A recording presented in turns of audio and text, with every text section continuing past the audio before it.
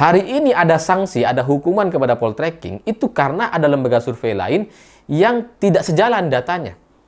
Kalau semua lembaga survei itu dikendalikan, gitu ya, sudah pernah mendapatkan proyek dan seterusnya, ya pasti hasilnya datanya bisa disamakan. Aman lah. Kalau soal data dan sebagainya kan bisa diatur itu, gitu.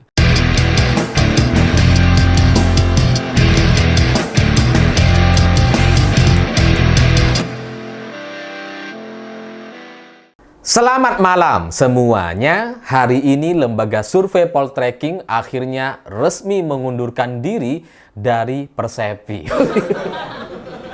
Kayaknya mereka ngambek tuh atas hasil kesimpulan dari Persepi yang terakhir. Karena mereka, Poltreking, akhirnya mendapatkan sanksi hukuman berupa tidak boleh lagi melakukan survei dan mengumumkan secara langsung tanpa persetujuan atau pemeriksaan dari Persepi.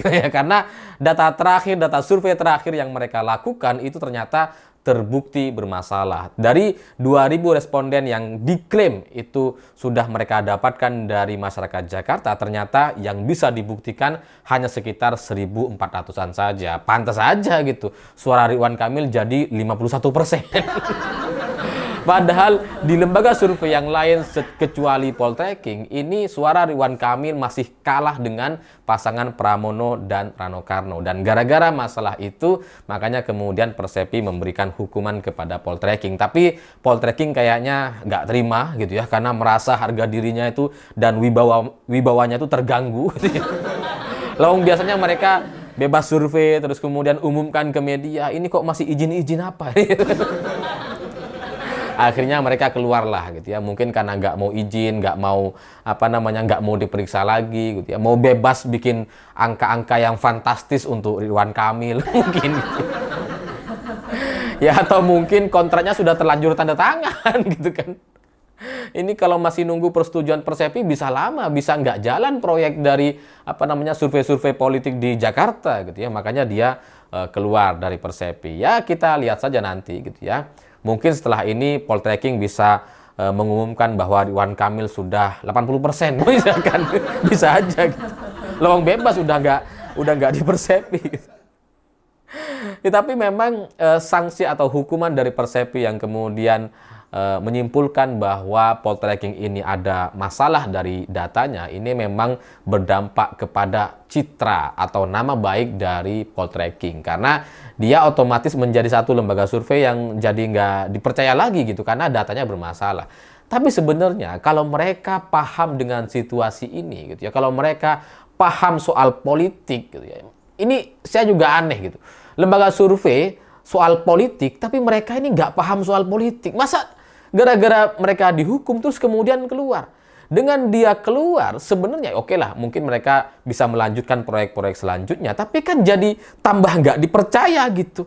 Karena mereka akhirnya memilih mundur, memilih untuk tidak mau dikontrol dan dikoreksi. Seandainya mereka bertahan dan kemudian mengadakan survei lagi dengan data yang kemudian dimasukkan ke Persepi dan dievaluasi dan ternyata boleh diumumkan ke media dan sesuai dengan lembaga survei yang lain, kan mestinya kepercayaan atau trust terhadap Poltreking itu bisa kembali lagi seharusnya, dan itu mudah aja gitu. Ya sebulan selesai masalah ini gitu. Tapi karena Poltreking akhirnya keluar gitu ya, orang jadi semakin yakin bahwa ini adalah lembaga survei yang abal-abal gitu kan. Karena mereka nggak mau untuk kemudian fight di dalam dan menyampaikan data-data yang bisa mereka lakukan gitu. Karena kalau mereka sudah dinilai salah, harusnya mereka betulkan, bukan malah mundur dan keluar dari Persepi. Tapi ya sekali lagi gitu ya, mungkin proyek-proyek dari apa yang didapatkan oleh Poltreking belakangan sudah cukup banyak gitu ya, sehingga kalau nggak bisa langsung tayang di media itu mungkin akan mengganggu jadwal-jadwal survei yang sudah mereka bikin gitu selama ini. Jadi ya makanya mereka mundur. Tapi bagi saya pribadi masalah survei di Indonesia ini memang ajaib gitu.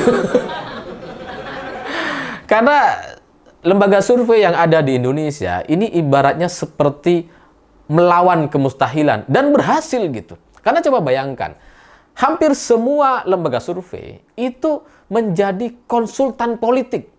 dari tokoh-tokoh penting di Indonesia, entah cagup, cawagup, atau capres, cawapres, hampir semua lembaga survei, gitu ya. Mereka menjadi konsultan politik, menjadi pendukung salah satu calon.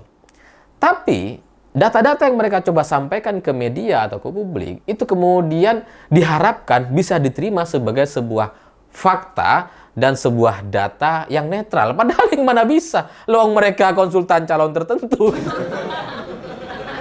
Jadi ini seperti melawan kemustahilan dan orang-orang hari ini masih percaya begitu gitu. Jadi kalau kita ngelihat lembaga survei gitu ya memunculkan data, kita jadi percaya, oh memang mungkin ini datanya memang seperti ini. Padahal mereka sedang bekerja untuk salah satu calon yang sedang bertanding. Jadi bagaimana bisa kemudian datanya bisa dianggap sebagai data yang netral? Kan nggak mungkin gitu. Tapi itulah yang terjadi.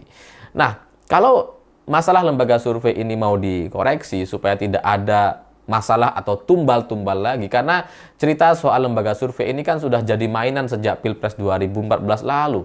Karena ada lembaga survei yang kemudian berbeda hasil surveinya dari lembaga survei yang lain. 2019 muncul juga gitu. 2024 aja yang nggak ada gitu. Semua sama gitu. Nggak ada lembaga survei yang berbeda hasilnya. Jadi ya kalau kita mau koreksi dan membuat lembaga survei ini benar-benar bisa dipercaya sama masyarakat, kan mestinya ada kejujuran di sana gitu. Jadi kalau misalkan ada lembaga survei menjadi konsultan politik salah satu calon, ya umumkan aja gitu. Misalkan poltreking menjadi konsultannya Ridwan Kamil, ya udah gitu. Kalau itu diumumkan, kita jadi paham gitu. Kita jadi mengerti, oh itu bang surveinya Ridwan Kamil, pantas 51%. Dan kita nggak akan mempermasalahkan ini sebenarnya. Tapi karena mereka ini sekaligus menjadi konsultan, tapi berharap datanya dianggap sebagai data yang netral dan jujur gitu kan.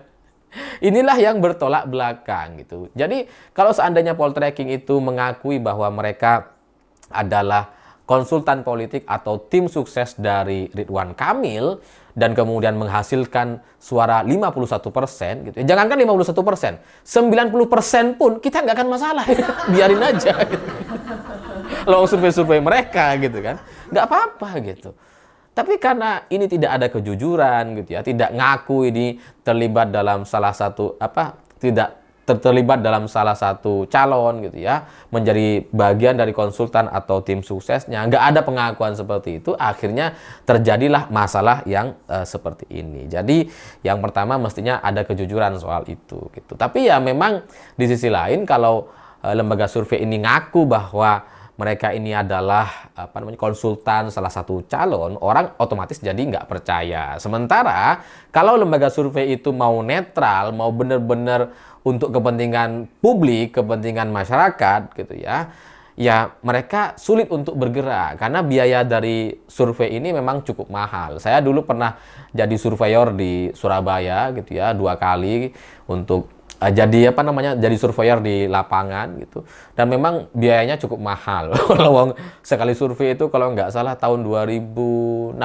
waktu itu udah 1 juta kalau nggak salah, 1,5 juta apa gitu ya untuk 1 orang. Itu kan ada banyak orang itu belum yang level pembinanya gitu, itu banyak lah. Jadi ya memang harganya itu cukup mahal. Nah, kalau lembaga survei tidak menjadi konsultan politik dari salah satu calon tertentu, memang mereka jadi nggak punya uang. Mau uang dari mana kok mau survei gitu ya. Tapi ya bagaimanapun ini harus diselesaikan. Apakah lembaga survei itu harus ada kejujuran, mengaku menjadi salah satu konsultan, salah satu calon dari yang sedang bertanding gitu ya. Atau kemudian ya menganggap bahwa lembaga survei atau data survei yang mereka sampaikan ke media itu adalah bagian dari pemenangan salah satu calon. Ya, itu harus dilakukan. Kalau enggak, ya enggak bisa gitu. Akan terus terjadi permasalahan yang seperti ini.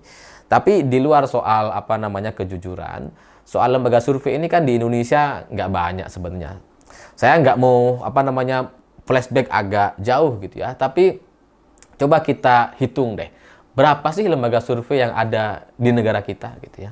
Dan kemudian coba kita ingat-ingat gitu ya. Oh, kita masyarakat awam banyak yang nggak tahu gitu ya. Tapi coba saya tanya, apakah mungkin ada satu saja lembaga survei yang tidak pernah diorder oleh presiden atau pemerintah.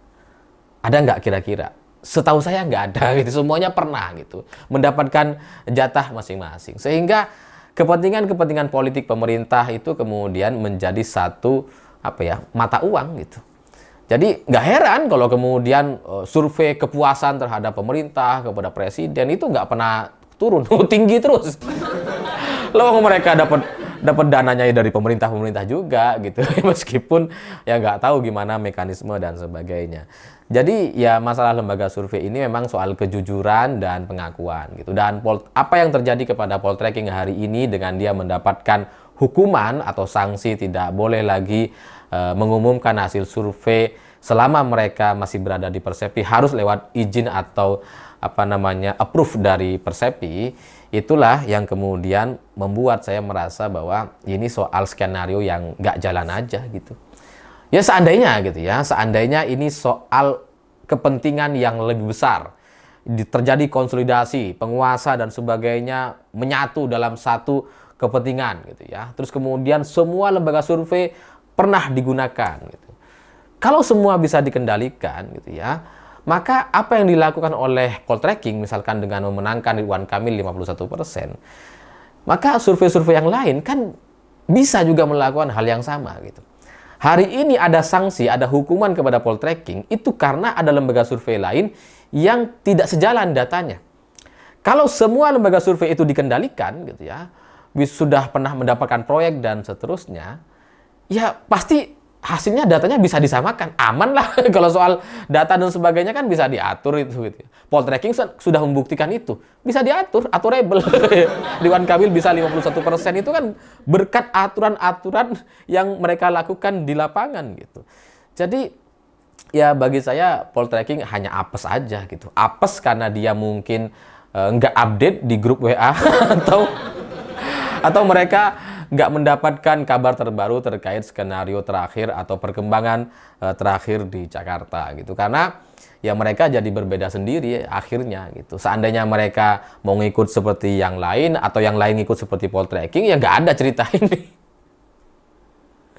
Ya tapi yang namanya lembaga survei itu memang dari data-data yang mereka munculkan memang tidak bisa kemudian kita percaya 100%. Karena sekali lagi bagaimanapun mereka meladeni atau kemudian melayani salah satu calon tertentu. Jadi datanya itu pasti ada ada dorongan lah untuk kemudian lebih menguntungkan calonnya. Jadi ya idealnya kalau memang mau mau beres survei di Indonesia dipercaya sama masyarakat, ada kejujuran, ada transparansi, atau sekalian dibiayai sama APBN gitu supaya clear kan. Jadi itu terbuka misalkan sama jadi satu lembaga sendiri gitu. Nah, kalau itu kemudian dibiayai sama APBN, nah maka bisa dikoreksi, bisa dievaluasi, bisa dipantau, dianalisa gitu. Jadi bisa menjadi satu tanggung jawab kepada masyarakat gitu terkait data-data yang mereka sampaikan. Tapi kalau seperti sekarang, wah mereka dapat dari politisi gitu ya. Bikin survei dapat dari politisi, terus kemudian hasilnya dianggap sebagai satu pekerjaan ilmiah yang netral ya kan? Tapi ya semoga masalah lembaga survei di Indonesia setelah poltreking ini bisa menjadi satu pelajaran gitu, karena ya negara ini memang penuh dengan kemunafikan gitu ya. Kita tidak mau mengakui terkait apa yang dilakukan, tapi sebenarnya terus-menerus dilakukan dengan dalih ini demi kebaikan bangsa dan sebagainya. Inilah yang terjadi kepada lembaga survei di Indonesia. Tapi ya terlepas dari apa yang bisa kita kita pelajari dari yang terjadi hari ini, maka ke depan seharusnya tidak boleh ada lagi lah gitu ya. Kecuali memang ada aturan-aturan yang kemudian membolehkan bagi lembaga survei manapun untuk bebas memuat data-datanya. Karena kalau nggak ada yang mengontrol atau menganalisa hasil surveinya, ya akhirnya kan kita jadi tambah pusing. ini mana yang benar? Ini yang satu menang, yang satu kalah, yang satu menang. Ya semoga lembaga survei di Indonesia ada perbaikan gitu ya. Entah itu nanti dibiayai sama APBN, kemudian ada mekanisme atau aturan harus jujur, harus ada transparansi, mereka mendukung calon yang mana atau dapat duit dari yang siapa gitu ya, dari klien yang mana, itu harus dilakukan. Tanpa itu semua maka kita hanya akan terus melihat demokrasi di Indonesia jadi seperti main-main aja.